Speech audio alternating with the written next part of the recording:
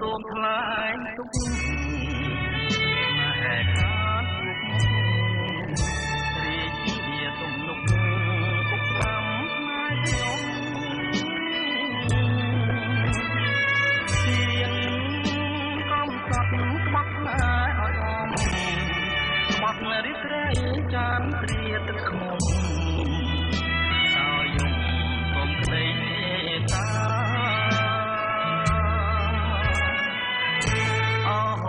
បែកចានបែកចិត្តទៅ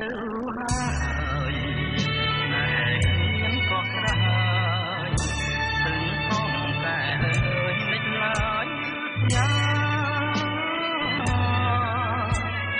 ជួយផ្នែកខ្ញុំឲ្យលងមរណាជួយទាំងចិត្តឲ្យស្វិតដូចផ្កាឆ្លោតថាអរាហួមក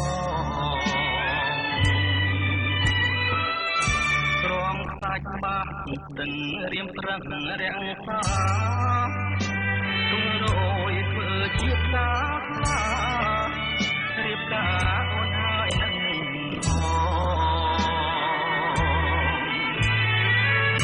នឈើរៀមធ្វើឲ្យអូនឆ្លងតែកម្មកាយកំណាចកន្លងមិនអងឆ្លងពី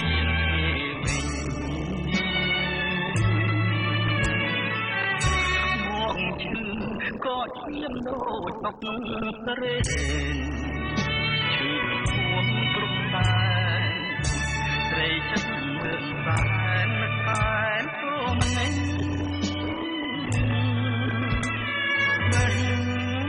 រងមួយហើយគេដូចដូចទឹកស្ទឹងហូរមិនមើលវិញសូមនេះព្រោះស្រីចិត្តប្រង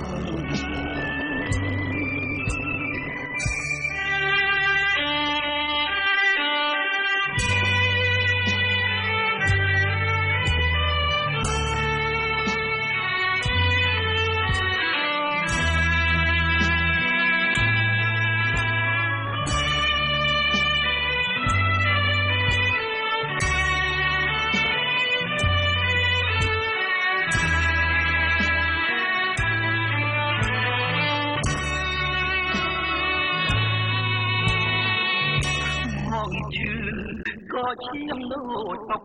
ស្រេន